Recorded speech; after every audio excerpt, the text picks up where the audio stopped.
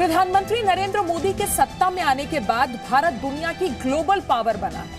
अब हम आपको प्रधानमंत्री नरेंद्र मोदी के उस इंटरव्यू के कुछ हिस्से दिखाने जा रहे हैं जिसमें प्रधानमंत्री ने बताया किस तरह भारत को लेकर दुनिया का नजरिया बदल गया और अगर पाकिस्तान से भारत की दोस्ती नहीं हो पाई तो इसके लिए कौन जिम्मेदार है।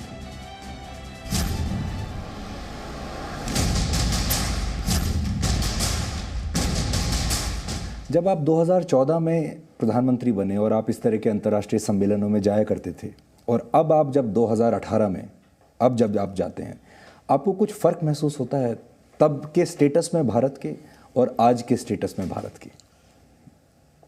2014 के पहले क्या था वो मीडिया के माध्यम से हम जानते थे और शायद भारत में इसकी चर्चा भी नहीं होती थी कि दुनिया भारत के लिए क्या सोचती है और भारत दुनिया के लिए क्या सोचता था। प्रोटोकॉल की दुनिया तक सीमित हो गया था, ये सारी दुनिया जानती है। 2014 के बाद आपने देखा होगा कि एक तो हर भारतीय को भारत विश्व में कहाँ है, विश्व में भारत क्या कर रहा है, उन जानकारियों में उनका डायरेक्ट कनेक्ट हो रहा है। इसका मतलब कुछ प्रोएक्टिव है, कुछ प्रोग्रेसिव है, ये हम देखते हैं। सबसे बड़ी बात है भारत में 30 साल के बाद एक पूर्ण बहुमत वाली सरकार है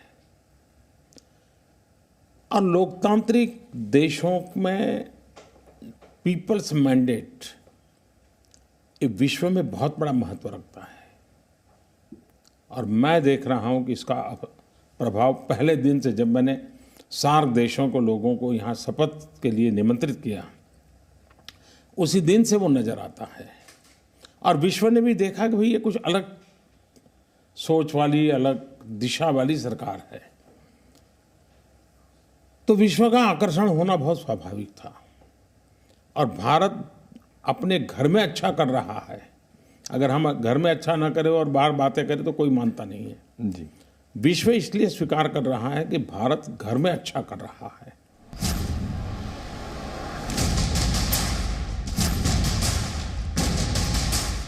मोदी जी, विदेश नीति की अगर हम बात कर ही रहे हैं, अंतर्राष्ट्रीय जगत में इस वक्त आप भारत की भूमिका किस तरह देखते हैं? क्योंकि पहले हम देखते थे साउथ ईस्ट एशिया तक ही हम लोग सीमित रहते थे, अपने पड़ोसियों के साथ बातचीत कर ली, संबंध अच्छे कर लिए, लेकिन वर्ल्ड पावर्स के साथ मिलके हम लोग कभी उनकी बराबरी पर दिखाई नहीं देते थे। आपको ऐसा लगता है कि अब हम वर्ल्ड पावर बन गए हैं, we are a global power now, या अभी और थोड़ा वक्त लगेगा? दुनिया पहले दो कैंप में, दो खेमे में बटी हुई थी और इसलिए हर किसी को किसी न किसी एक कैंप के साथ जुड़ के रहना पड़ता था और उस कैंप के मुखिया के साया में ही उनकी नीतियां बनती थी और इसके लिए किसी देश का स्वतंत्र वजूद हो, उसके ओपिनियन का कोई महत्व, वो स्थिति बहुत कम थी लेकिन बहुत कम थी। आज वो स्थिति नहीं है, एक खुला मैदान है। आज स्थिति यह है कि दुनिया में हर किसी से दोस्ती भी हर कोई रखता है और हर किसी से कुछ न कुछ मुद्दों में डिफरेंसेस भी रखता है। आज का जगत ऐसा है कि आप आइसोलेटेड रह ही नहीं सकते, इंटरकनेक्टेड वर्ल्ड है और ऐसी स्थिति में आपको अंतर्राष्ट्रीय जगत में अपना स्थान, अपना वजूद, अपनी बातों का एहसास कराना होगा, आपको लीड करना पड़ेगा।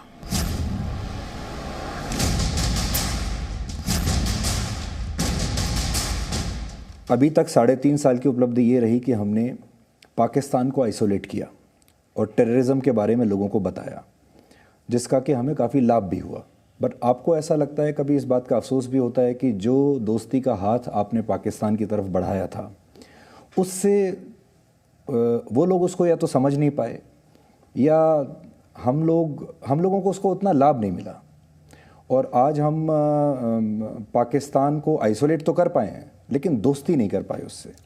पहली बात दोस्ती के लायक ही नहीं है। पहली बात यह है कि हमने दोस्ती का हाथ न बढ़ाया होता तो विश्व हमें कोसता कि हमारी तरफ से कुछ कमी है।